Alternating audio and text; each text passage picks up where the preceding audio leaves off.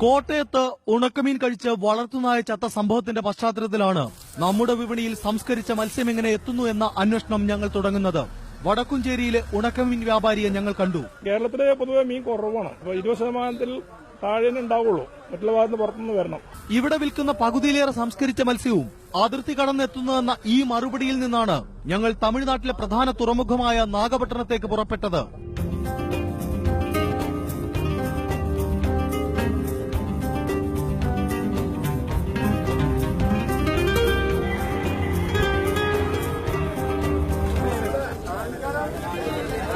അവിടുത്തെ ചന്തയിൽ പച്ചമീൻ കയറ്റിപ്പോയ ശേഷം അഴുകിയ മത്സ്യം തരംതിരിച്ച് കൂട്ടിയിട്ടിരിക്കുന്നു.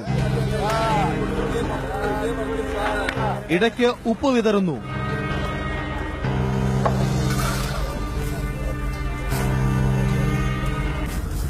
തിരക്കൊഴിഞ്ഞതോടെ സൈക്കിളിൽ കെട്ടിവെച്ച കുട്ടകളിൽ അഴുകിയ മീൻ നിറച്ച് പുറപ്പെട്ട ഈ മനുഷ്യനെ ഞങ്ങൾ പിന്തുടർന്നു. 2 കിലോമീറ്റർ അപ്പുറത്ത് അക്കരപ്പേട്ട എന്ന തുറമുഖ ഗ്രാമത്തെ ചുറ്റി കണ്ടാലറക്കുന്ന മാലിന്യച്ചാല്. അതിന്റെ കരയിലേക്കാണ് മീൻ കൊണ്ടുപോയത്. കരണ്ടിയിൽ കോരി വെറും മണ്ണിൽ ഒരുണക്ക്.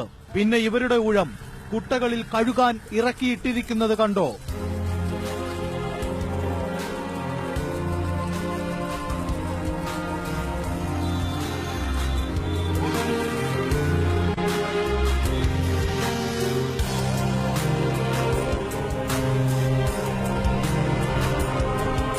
വീണ്ടും ഉണക്കാൻ വിരിക്കുന്നു.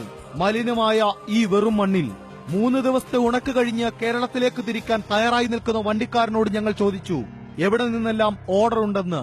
മുളിക്ക കേരള പാരിപ്പള്ളി, ആലങ്കോട്, ചടയമംഗലം,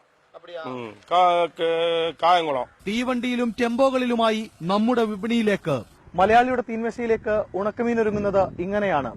ഈ ദൃശ്യങ്ങൾക്കപ്പുറം എന്ത് തെളിവാണ് വേണ്ടത്?